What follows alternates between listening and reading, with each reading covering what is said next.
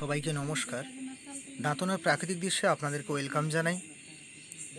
গত 2-3 দিন আগে রাত 11টা 11:30 নাগাদ আমাকে ফোন আসে গরতপুর গ্রাম থেকে, বিশ্বনাথ হেমব্রম বাবুর বাড়ি থেকে। মুরগি খামারে একটি বিশাল বড় একটা বিষধর সাপ, বাংলায় কেউটে এবং ইংলিশে মনোক্লেট কোবরা বলা হয়, এবং গ্রাম্য ভাষায় অনেকে তোঁপ বিভিন্ন নামে পরিচিত। এবং সাপটি তারপর বাইরে এনে ছাড়লাম, সে পালানোর চেষ্টা করছিল। পুনরায় সাপটিকে ধরে রেস্কিউ কীভাবে করলাম তারই ভিডিও। সর্বোপরি ধন্যবাদ জানাবো বিশ্বনাথ বাবুকে, ফোন করে যিনি একটা সাপের জীবন বাঁচানোর তাগিদে আমাকে ফোন করেন এবং সাপটিকে উদ্ধার করলাম। সাপটা দেখতেই পাচ্ছেন, খুবই ভয়ানক, কেউ ট্রাই করবেন না। অভিজ্ঞ যারা রয়েছেন আশেপাশে তাদেরকে ফোন করে, আপনারা যারা রেস্কিউ করেন তাদেরকে ফোন করবেন এবং আমাদের পেজে দেওয়া নাম্বারে আপনারা ফোন করবেন। এবং ঘটনাটি ঘটেছে পশ্চিম মেদিনীপুর জেলার দাঁতন 1 নম্বর ব্লকের গরতপুর গ্রামে। বিশ্বনাথ বাবুর বাড়ির কাছে মুরগি খামারে একটা বিশাল আকারের মনোক্লেট কোবরা, এবং এলাকায় ব্যাপক আতঙ্ক ছড়িয়ে পড়ে।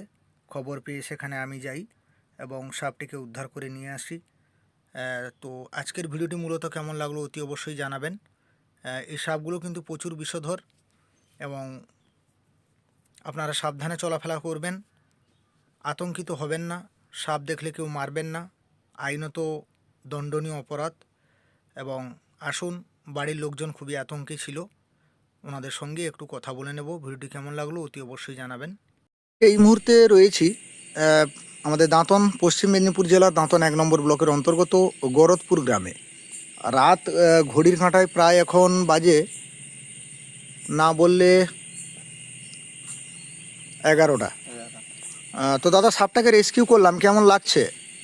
না, আমরা কিন্তু এর আগে কিন্তু অনেক আতঙ্কতে ছিলাম।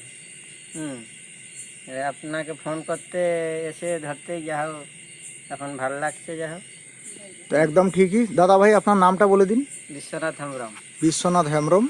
অনেক অনেক ধন্যবাদ দাদা ভাইকে, কারণ সাপ দেখে কেউ আতঙ্কিত হবেন না এবং সাপ দেখে কেউ মারতে যাবেন না, এটা আইনত অপরাধ। আমাদের পেজে দেওয়া নাম্বারে আপনি ফোন করবেন, আমরা এসে যথাশীঘ্রই সাপটিকে রেস্কিউ করব। এখানে যারা দাঁড়িয়ে রয়েছেন সবাইকে অশেষ অশেষ ধন্যবাদ দাঁতনের প্রাকৃতিক দৃশ্যের পক্ষ থেকে, কারণ সাপ আমাদের প্রাকৃতিকের একটা ভারসাম্য এবং সাপ দেখে কেউ আতঙ্কিত হবেন না। সাপও ভগবান সবাইকে জন্ম দিয়েছে, সাপেরও নিশ্চয়ই একটা উপকরণ রয়েছে। তো সবাইকে অনুরোধ করব, সাপ দেখে কেউ আতঙ্কিত হবেন না এবং সবাই ভালো থাকবেন, সুস্থ থাকবেন। আজকের ভিডিওটি কেমন লাগলো অতি অবশ্যই জানাবেন। এবং আজকে এই সাপটাকে এখানে রেস্কিউ করেছি এবং রিলিজ করব, তার ভিডিও থাকবে, সবাই দেখবেন। সবাইকে অনেক অনেক ধন্যবাদ। এই সাপটিকে গরতপুর গ্রামের বিশ্বনাথ হেমব্রম বাবুর বাড়ি থেকে রেস্কিউ করেছিলাম, সাপটিকে রিলিজ করছি। দেখুন, এটা হচ্ছে রিলিজের ভিডিও। কেমন লাগলো অতি অবশ্যই কমেন্টের মাধ্যমে জানাবেন। সবাই ভালো থাকুন, সুস্থ থাকুন।